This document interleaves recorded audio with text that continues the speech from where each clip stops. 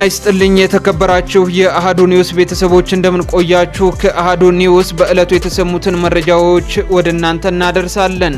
አብራችሁን ቆዩ። አበይት ነጥቦቹን እናስቀድማለን። ከሰሞኑ ደሴ ከተማና አካባቢው ላይ መብራት በፈረቃ ሲሰጥ ቆይቷል። ይህንን በተመለከተ በአሁኑ ሰዓት አዲስ መረጃ ወጥቷል፣ እናደርሳችኋለን። ህፃን ልጅን በቆራሊዮ ማዳበሪያ ውስጥ ጠቅልሎ ለማምለጥ ሲሞክር በቁጥጥር ስር የዋለው ወንጀለኛ ጉዳይ አነጋጋሪ ሆኗል። ጉዳዩን ትሰሙታላችሁ። በስልጤ ዞን በደረሰ ድንገተኛ አደጋ 3 ህፃናት ህይወታቸው ማለፉ ተሰምቷል። ህፃናቶቹ የታላቅና ታናሽ ወንድማማቾች ልጆች ናቸውም ተብሏል። ድንገተኛ አደጋውን የተመለከተ ዝርዝር መረጃን ይዘናል። ፍርድ ቤቱ ታዬ ደንደአ ጥፋተኛ ሆነው በተገኙበት የህገወጥ የጦር መሳሪያን ይዞ መገኘት ወንጀል ላይ ቅጣትን ለማስተላለፍ ለህዳር 26 ተለዋጭ ቀጠሮን መስጠቱን ጠበቃቸው ተናገሩ። ጉዳዩን ትሰሙታላችሁ። ፑቲንና የትራምፕ ልዩ መልእክተኛ በዩክሬን ጉዳይ ለመምከር በሞስኮ እንደሚገናኙ ተሰምቷል። እናስደምጣችኋለን። ክቡራትና ክቡራን እነዚህንና ሌሎችንም መረጃዎችን በመረጃ ሰዓታችን ታደምጣላችሁ። ሰናይ ቆይታ ይሁንላችሁ። ወደ ዝርዝር መረጃችን እናልፋለን። ፍርድ ቤቱ ታዬ ደንደአ ጥፋተኛ ሆነው በተገኙበት የህገወጥ የጦር መሳሪያን ይዞ መገኘት ወንጀል ላይ ቅጣትን ለማስተላለፍ ለህዳር 26 ተለዋጭ ቀጠሮ መስጠቱን ጠበቃቸው ተናገሩ።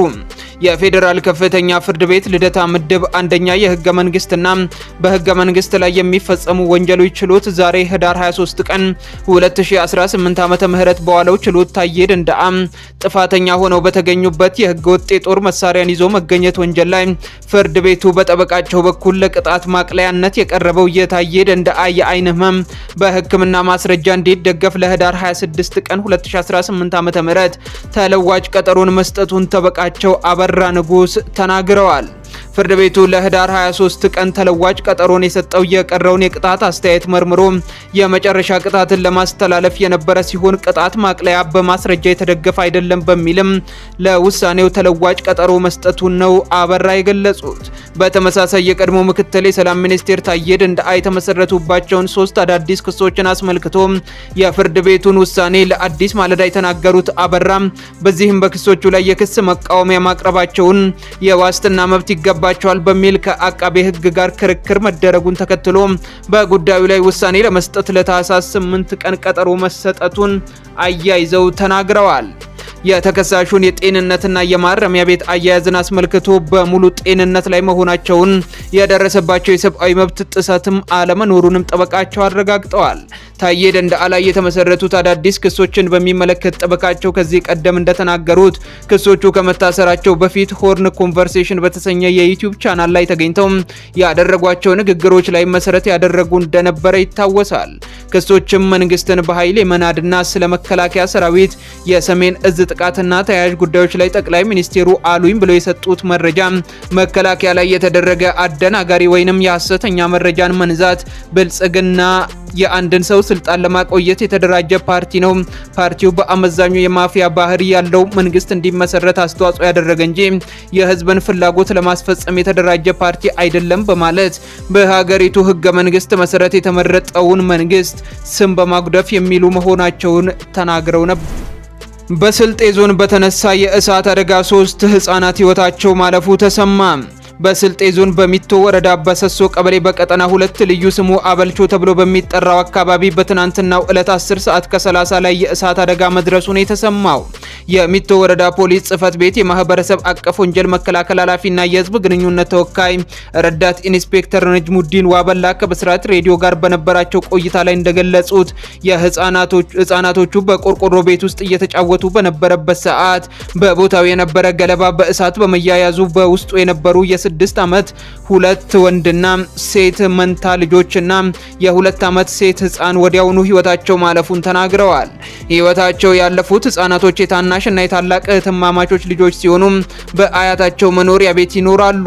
የሁለቱ መንታ ልጆች እናት ህይወቷ ያለፈ ሲሆን የ2 ዓመቱ ህፃን እናት ደግሞ ለስራ ከሀገር ውጪ በመኖሯ ህፃናቶቹ በአያታቸው ቤቶች ውስጥ እንደሚኖሩ ኢንስፔክተር ነጅሙዲን ዋበላ ገልጸዋል። የአደጋው መንስኤ ለጊዜው ምክንያቱ ባለመታወቁ ፖሊስ እያጣራ ሲሆን የህፃናቶቹ አስከሬን ለምርመራ ወደ ሚኒሊክ ሆስፒታል ተልኳል።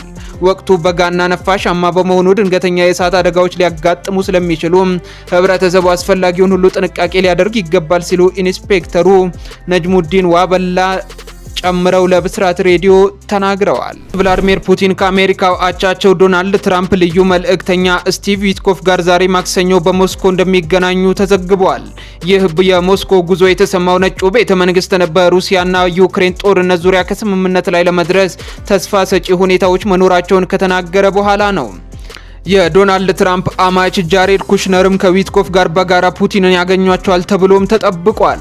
ከዚህ የሞስኮ ቀጠሮ አስቀድሞ ለሩሲያ ያደላል በተባለው የአሜሪካ የሰላም አማራጭ ስምምነት ዙሪያ የዩክሬንና ዩናይትድ ስቴትስ ባለስልጣናት በፍሎሪዳ ተገናኝተው መክረዋል።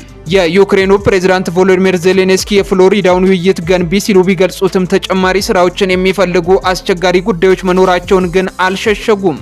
ሰኞ ከፈረንሳዩ አቻቸው ኢማኑኤል ማክሮን ጋር ከተወያዩ በኋላ ቃላቸውን የሰጡት ዘለንስኪ ኪየቭ በሰላም ንግግሩ ዙሪያ ቅድሚያ የምትሰጠው ሉዓላዊነቷንና ጠንካራ የደህንነት ዋስትና ማግኘትና ማስቀጠል መሆኑን አጽንኦት ሰጥተዋል። ፕሬዝዳንቱ ሰላም ለማውረድ በሚደረገው ንግግር የግዛት ጉዳዮች እጅግ አስቸጋሪ መሆኑንም ጠቅሰዋል። ክሬምሊን በምስራቃዊ የሀገራቸው ክፍል የተቆጣጠራቸው ስፍራዎችን መጠቅለል ትፈልጋለች፣ ኪየቭ ግን መቼም አታደርገውም ሲሉ ተደምጠዋል። የትራምፕ ልዩ መልእክተኛ ስቲቭ ዊትኮፍ ከዛሬው የሞስኮ ጉዟቸው አስቀድሞ ከዩናይትድ ኪንግደም ጠቅላይ ሚኒስትር ኬር ስታርመር ጋርም ተወያይተዋል። ባለፈው ሳምንት የሩሲያው ፕሬዝዳንት ቭላድሚር ፑቲን በዩናይትድ ስቴትስ የቀረበውን የሰላም አማራጭ መመልከታቸውን ገልጸው ጦርነቱን አስቁሞ እርቅ ለማውረድ መሰረት ሊሆን እንደሚችል መናገራቸውን ዘገባው አስታውሷል። ከሰሞኑ በደሴ ከተማና አካባቢው መብራት በፈረቃ ሲሰጥ ቆይቷል። ምክንያቱ በኮምቦልቻ ቁጥር 1 ሰብስቴሽን አንዱ ትራንስፎርመር ላይ በተፈጠረ የቴክኒክ ችግር ምክንያት የኃይል መቆራረጥ ስላጋጠመ እንደነበረ ተነግሯል። አሁን ላይ ግን በአካባቢው በከፊል ተቋርጦ የቆየውን የኤሌክትሪክ ኃይል በዛሬው ዕለት ሙሉ በሙሉ መመለስ መቻሉን የሰሜን ምስራቅ አንድ ሪጅን እወቁልኝ ብሏል። ህፃን ልጅን በቆራሌው ማዳበሪያ ውስጥ ጠቅልሎ ለማምለጥ ሲሞክር የነበረው ወንጀለኛ ተያዘ። ይህ ዛሬ ህዳር 23 ቀን 2018 ዓመተ ምህረት 4 ሰዓት ገደማ ላይ በደቡብ ኢትዮጵያ ክልል ጋርዱላ ዞን ጊዶሎ ከተማ ያጋጠመ ክስተት ነው። ግለሰቡ ቆራሌው እያለ በየሰፈሩ ሲዞር ከቆየ በኋላ በከተማው አርጉባ ቀበሌ ገርሞሃ ከተባለ ሰፈር በምስሉ ላይ የሚታየውን ህፃን ልጅ በቆራሌው ማዳበሪያ ውስጥ ጠቅልሎ ለማምለጥ ሲሞክር በህብረተሰቡ ጥቆማ በፖሊስ ቁጥጥር ስር መዋሉን የደራሼ ወረዳ አስታውቋል። ወላጆች ልጆቻቸውን እንዲጠብቁና አጠራጣሪ ነገር በሰፈራቸው ሲያዩ ለፖሊስ እንዲጠቁሙም መልእክት ተላልፏል። ክቡራን አድማጮች ለሰዓቱ ያልናቸው መረጃዎቻችን እኚህ ነበሩ። ከሰዓታት በኋላ በሌሎች መረጃዎች እስክንገናኝ ቸር ቆዩን።